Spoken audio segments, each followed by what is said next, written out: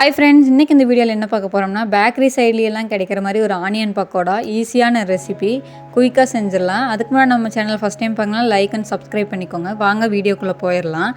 இப்போ பாருங்கள், ஒரு 2 பெரிய வெங்காயம், இது நல்லாவே பெரிய சைஸ் வெங்காயம். உங்களுக்கு பார்க்குற குட்டியாக தெரியுதா என்னமோ, ஆனால் நல்லா பெரிய சைஸ் வெங்காயம் நான் 2 எண்ணம் கட் பண்ணி வச்சுருக்கேன்.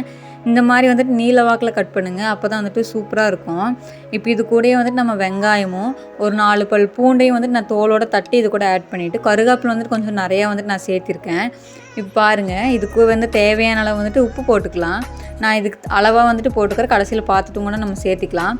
இப்போ நான் 1 ஸ்பூன் அளவுக்கு மிளகாத்தூள் போட்டுக்கிறேன். நான் பச்சை மிளகாய் எதுவும் ஆட் பண்ண போகிறதில்ல, குழந்தைகளாம் சாப்பிட முடியாது, அதனால் நான் மிளகாய் தூள் ஆட் பண்ணிக்கிறேன். இப்போ நல்லா பிசைஞ்சுட்டிங்கன்னா இந்த மாதிரி தண்ணி விடும். இப்போ இந்த ஸ்டேஜில் ஒரு 3 ஸ்பூன்லேருந்து 4 ஸ்பூன் வரைக்கும் நீங்கள் கடலை மாவு ஆட் பண்ணிக்கலாம். நான் ஒரு 4 ஸ்பூன் கடலை மாவு ஆட் பண்ணிவிட்டு ஒரு 2 ஸ்பூன் அரிசி மாவு இது கூட ஆட் பண்ணி நல்லா பிசைஞ்சு எடுத்துக்கோங்க. அரிசி மாவு கண்டிப்பாக போடுங்க, வேறு எதுவும் போட வேணாம், இதுவே போதும், டேஸ்ட் நல்லாவே கொடுக்கும். இது கூடவே கொஞ்சமாக சீரகமும் பெருஞ்சீரகம்னு சொல்லுவாங்கள்ல, சோம்பு, இது ரெண்டையும் நான் இது கூட ஆட் பண்ணிக்கிறேன். இப்போ இது பாருங்கள், இது நல்லா பிசைஞ்சிக்கலாம். ஒரு 1/4 ஸ்பூன் மஞ்சத்தூள் ஆட் பண்ணி நல்லா தண்ணி விடாமல் பிசைங்க. தண்ணி பத்தலை அப்படிங்கிற பட்சத்துக்கு ஒரு 2 ஸ்பூன் அளவுக்கு மட்டும் தண்ணி இது கூட தெளித்து நம்ம பிணைஞ்சிக்கலாம். ரொம்ப தண்ணி ஊற்றிடாதீங்க, அப்புறம் மாவு ஒட்டாது. வெங்காயம் தனியாக மாவு தனியாக பிரிஞ்சு போயிடும், இல்லைனா கீழே அந்த பாத்திரத்தில் ஒட்டிடும். அதுக்காக தான். இப்போ பாருங்கள், இந்த அளவுக்கு பிணைஞ்சு எடுத்துக்கோங்க. இப்போ இந்த அளவுக்கு கலக்கி எடுத்துட்டிங்கன்னா, இப்போ நான் பக்குவத்தை காட்டுறேன் பாருங்கள். இந்த மாதிரி நீங்கள் உருண்டை பிடிச்சாலும் அது நிற்கணும், அதுதான் கரெக்டான பக்குவம். இப்போ நம்ம ஒரு பாத்திரத்தில் எண்ணெய் ஊற்றிக்கலாம். இப்போ எண்ணெய் காஞ்சிருச்சான்னு பார்த்துக்கலாம். இப்போ பாருங்கள், எண்ணெய் நல்லா காஞ்சிருச்சு. இப்போ இந்த ஸ்டேஜில் நம்ம தனித்தனியாக உதிரியாக போடுற மாதிரி போட்டுக்கலாம். நீங்கள் ரவுண்ட் ஷேப்லேயும் கூட போட்டுக்கலாம். நான் லைட்டாக இந்த மாதிரி உதிரியாக போடுற மாதிரி போட்டுக்கிறேன். இந்த மாதிரி போடும்போது நம்ம பேக்கரி சைடில் கிடைக்கிற மாதிரி நமக்கு கிடைக்கும்.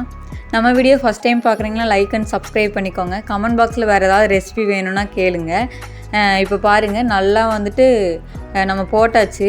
இப்போ டக்குன்னு கரண்டி விடாமல் இந்த மாதிரி லைட்டாக இப்படி எடுத்து பாருங்கள், அது ஒட்டாமல் வந்துச்சுன்னா போதும். இப்போ பார்த்தீங்கன்னா தெரியும், கீழே எதுவுமே ஒட்டலை, வெங்காயமும் மாவும் பிரியலை, கருகாப்பில் தலையும் கூட தனியாக பிரிஞ்சு வரல. இதுதான் கரெக்டான பக்குவம். இப்போ பாருங்கள், இது திருப்பி போட்டுக்கலாம். 2 சைடும் மாற்றி மாற்றி போட்டிங்கன்னா தான் நல்லா மொறுன்னு கிடைக்கும். வெங்காயம் ஈவனாக வேகும், மாவும் வெந்திருக்கும். நான் குழந்தைக்கு சேர்த்துறதுனால தான் மிளகாத்தூள் போட்டிருக்கேன். நீங்கள் குழந்தை இல்லை, நான் மிளகாத்தூள் எனக்கு வேண்டாம் அப்படிங்கிற பட்சம் நீங்கள் பச்சை மிளகா ஆட் பண்ணிவிட்டு கொஞ்சமாக கூட மிளகாத்தூள் ஆட் பண்ணிக்கலாம்.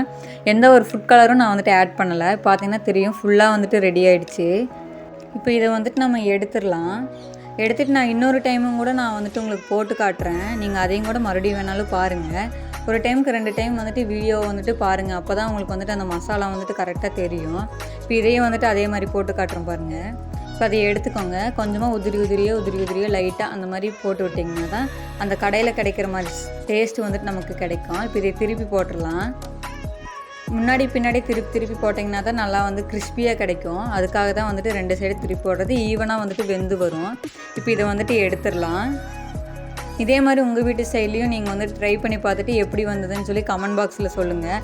டீ டைமுக்கு ஒரு சூப்பரான ஸ்நாக்ஸும் கூட இது. பச்சை மிளகாய் இருக்கான்னு நீங்கள் பயந்து சாப்பிட வேண்டியது கிடையாது.